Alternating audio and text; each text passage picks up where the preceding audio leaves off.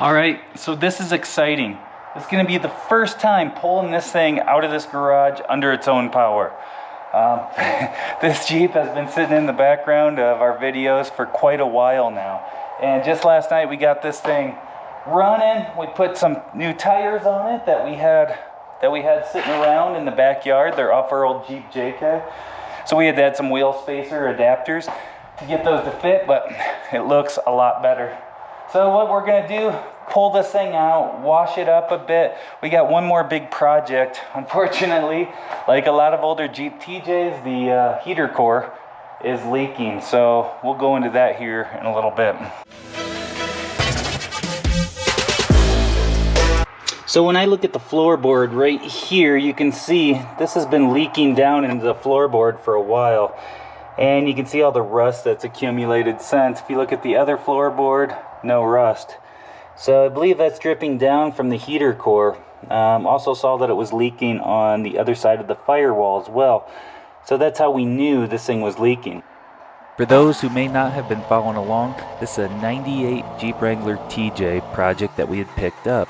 This Jeep had a blown motor, so we picked this Jeep up for only 2,000 bucks, and then we brought it back. I ended up finding a donor motor for it, which I then decided to overhaul for another 200 bucks. So I had 200 bucks in the motor, 200 bucks in the overhaul kit, and we're getting to the point we're putting this thing all back together, and then we discover we've got another leak.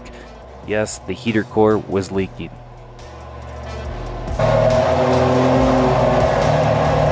The truth is, I just love Jeep TJs, and so does my wife. They're our favorite, basically, Jeep that's out there because that was our first Jeep together. So we just love those Jeeps, and so super cool to get another one. This will be our third Jeep TJ, so gonna be excited to get this thing out there on the road. I finally had an opportunity to clean off the shop floor. It's been a long time since there hasn't been anything in here. All right, so far everything is going really good with the Jeep. We got the motor running, we had all the seats and everything out, and we're going through this. We were going to paint the floor with some bed liner, then noticed all this rust down there. It looks like it's dripping down from right there into there. The other floor panel doesn't have that. What it looks like is the heater core is leaking down into this floorboard and rusting it out. I also noticed over here, antifreeze was dripping out of this little hole over here. I believe it's the heater core. We're not quite out of the woods yet. What we're gonna do is pull off this dash. We're gonna try and do it without removing the steering wheel. We're gonna pull all this off and replace this heater core before we put everything back together. This would be the opportune time to do it while we don't have seats and stuff in there. Everything's easier to get at, so we're gonna try and get this taken care of. This is just one of those common things with a high mileage Jeep like this. So we're gonna try and do this as quick and easy as we can.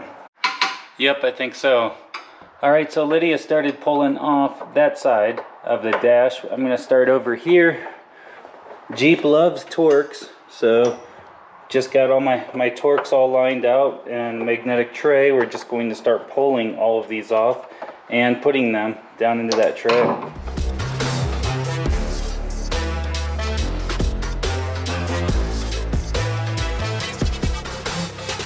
All right, we are getting the dash apart, getting these, there's some 10 millimeters right behind here, all these other ones.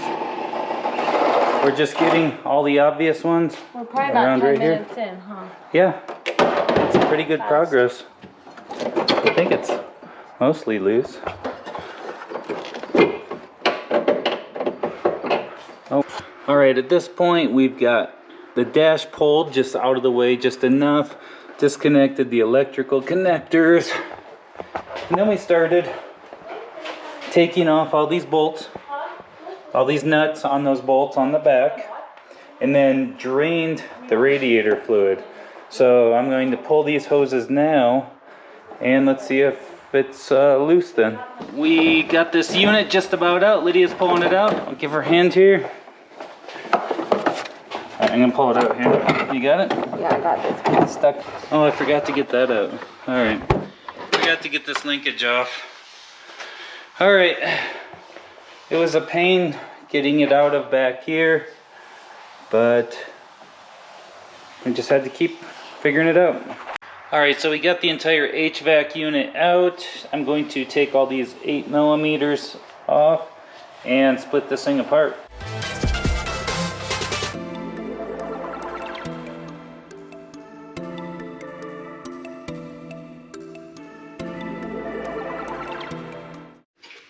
There we go.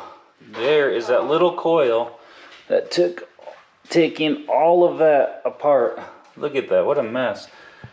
And then look in there, you can see where it was leaking, right down there, antifreeze, right in. See that end? You don't see that? What? This is the heater coil, this is what was leaking. Yep. So, anyway, we gotta put the new one in there. Take this one out. Lydia's got the nice new one right there. Okay, we gotta make that one look like this one when we put it back in. Right? Look at that right there. It's leaking, you can see from the coil down through here. Just corroded out. Well, that's unfortunate, but it's pretty common. Getting the heater coil put back in there. I gotta put these two pieces back together.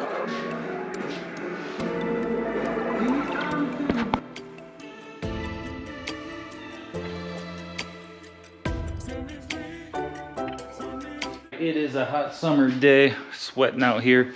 We've got everything there pretty well back together. The dash is going back together.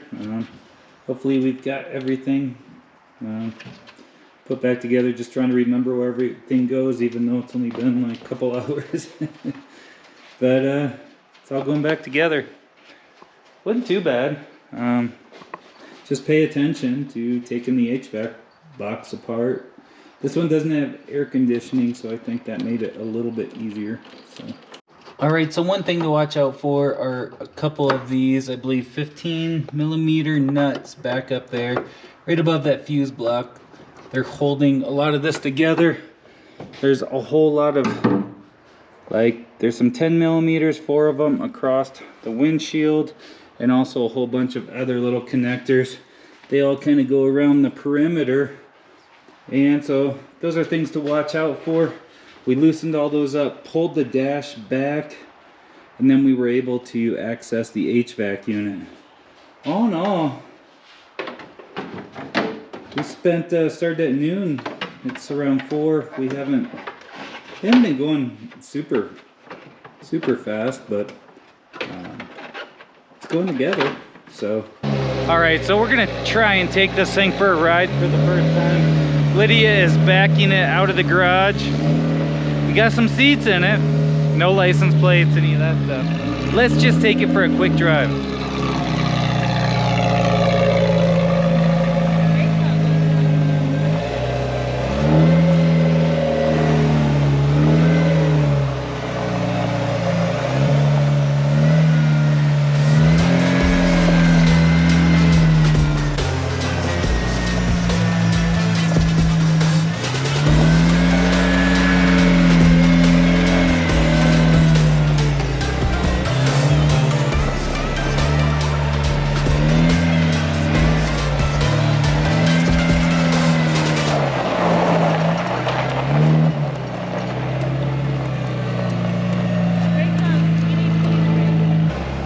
Alright, we'll see if this thing can make it around the neighborhood.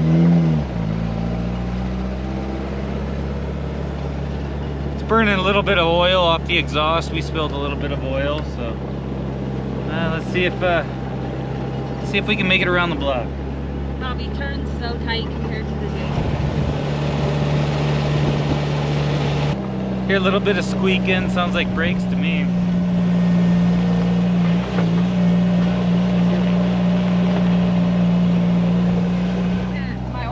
Actually pretty high. It's at Oil pressure is still good. The motor's nice and tight.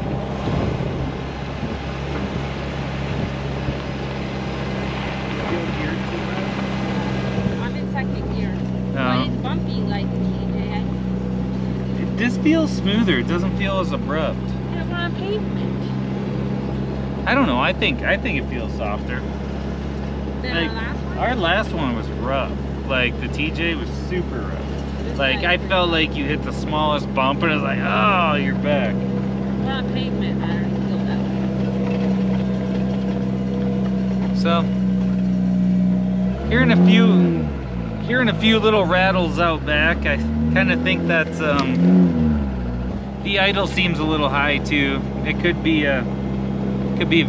part of the vacuum leak. I don't know. But overall, it made it one lap around the neighborhood. That's a success. First trip around the neighborhood, it made it. Good oil pressure, temperature's not too hot. Yeah, take it one day at a time.